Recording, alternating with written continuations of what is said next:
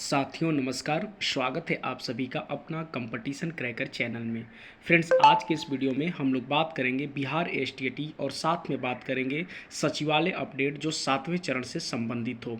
Friends, आपको बता दें ये चैनल हमेशा आपको सही और 100% ऑथेंटिक न्यूज़ देता है। लगभग 99% हमने जो भी न्यूज़ दिया है लगभग पूरी न्यूज़ आपको सही ही हुई है और हमेशा सही भी न्यूज़ आपको मिलेगी और सबसे पहले। फ्रेंड्स, आपको बता दें अगर शिक्षा जगत से कोई भी न्यूज़ देखना चाहते हैं तो इस चैनल पर ज़रूर जुड़े, आपको बिल्कुल ऑथेंटिक न्यूज़ मिलेगा। अब बात करते हैं सचिवालय अपडेट जो 7वें चरण से संबंधित है, जो माध्यमिक उच्च माध्यमिक यानी 9, 10 और +2 बहाली प्रक्रिया से संबंधित है। फ्रेंड्स, आपको बता दें कि सचिवालय से आज स्पष्ट रूप से न्यूज़ निकल करके आ रही है कि जब से जो है हम एसटीईटी 2022 कंडक्ट नहीं करा लेंगे तब से 7वें चरण की बहाली प्रक्रिया प्रारंभ नहीं करेंगे।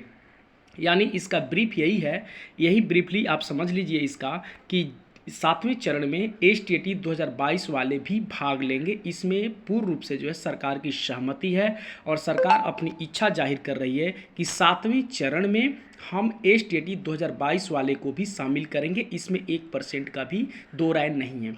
ये आपको बता दें सरकार मेरिट और नॉट मेरिट के चक्कर में इन सारी चीज़ों को लेकर के इतना बड़ा कदम उठा रही है। आपको बता दें मेरिट और नॉट मेरिट ये अपने अपने मांगों को लेकर के विभाग में जाया करते थे और हमेशा दबाव बनाते थे कि एकेडमिक मार्क्स पर हो या एसटीईटी मार्क्स पर हो, ऐसे हो तो वैसे हो। इन चीज़ों को लेकर के सरकार पूर्ण रूप से अपना जो है माथा पीट रही थी कि हम बहाली करे से करे कैसे। इसको बस एक ही उपाय सूझा, एसटीईटी 2022, और एसटीईटी 2022 के आड़ में अब 7वें फेज़ की बहाली प्रक्रिया को डिले करना चाहती है। और ये बिल्कुल रूप से सचिवालय से यही न्यूज़ निकल के आ रहा है, यानी शिक्षा विभाग से यही न्यूज़ निकल के आ रहा है कि अब जो है एसटीईटी 2022 होने के बाद ही 7वें चरण की बहाली प्रक्रिया होगी। अगर आप सभी लोग चाहते हैं अपनी बहाली प्रक्रिया को कि 7वें चरण की बहाली प्रक्रिया एसटीईटी 2022 से पहले हो, तो अगर नोटिफिकेशन निकालना चाहते हैं तो घर में सोने से काम नहीं चलेगा। अब आगे बढ़ चढ़ करके मेरिट नॉट मेरिट का मुद्दा हटा करके एकजुट होकर के सभी को मिलजुल करके पटना में जोरदार तरीके से आंदोलन करनी होगी, तब जाके आपका 7th फेज़ आएगा। अन्यथा आप अपने 7th फेज़ को 2-4 सालों तक भूल जाइए। अब रही बात कि सभी लोग आंदोलन करते हैं कि हमारी बहाली सुनिश्चित हो जाए। अब ज़रा समझिए कि अब इन चीज़ों से लेकर के क्या किसी की बहाली सुनिश्चित हो पाएगी, चाहे किसी भी सब्जेक्ट के क्यों ना हो, किसी की भी बहाली अब कोई सुनिश्चित नहीं है। आप सभी लोगों से नम्र निवेदन है कि अगर इस वीडियो को देख रहे हैं, अगर 7वें चरण की बहाली प्रक्रिया को आप लाना चाहते हैं तो एसटीईटी 2022 के नोटिफिकेशन से पहले आपको अपनी नोटिफिकेशंस निकलवानी होगी।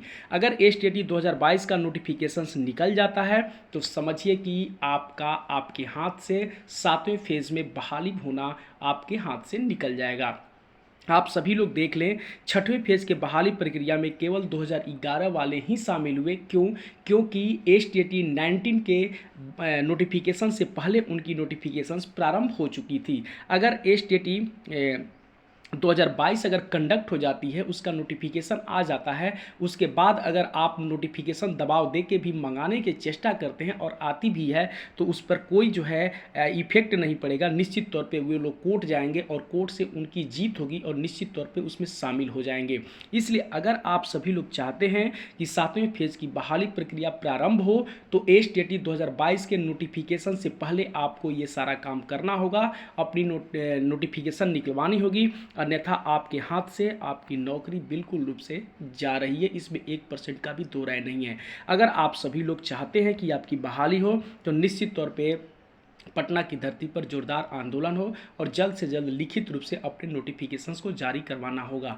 अन्यथा आपका नोटिफिकेशंस नहीं निकल पाता है अगर एसटीईटी 2022 से पहले, तो समझिए कि आपका काम तमाम हो जाएगा।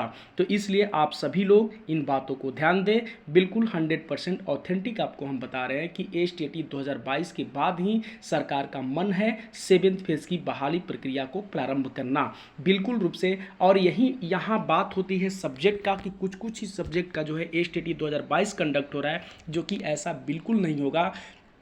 क्योंकि सरकार नहीं चाहती है कि एसटीईटी 2022 को फंसाया जाए। इसलिए आप सभी लोग इन बातों को ध्यान दें।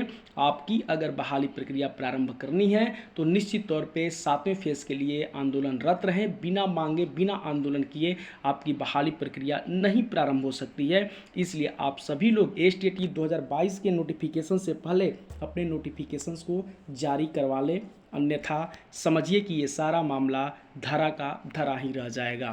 धन्यवाद।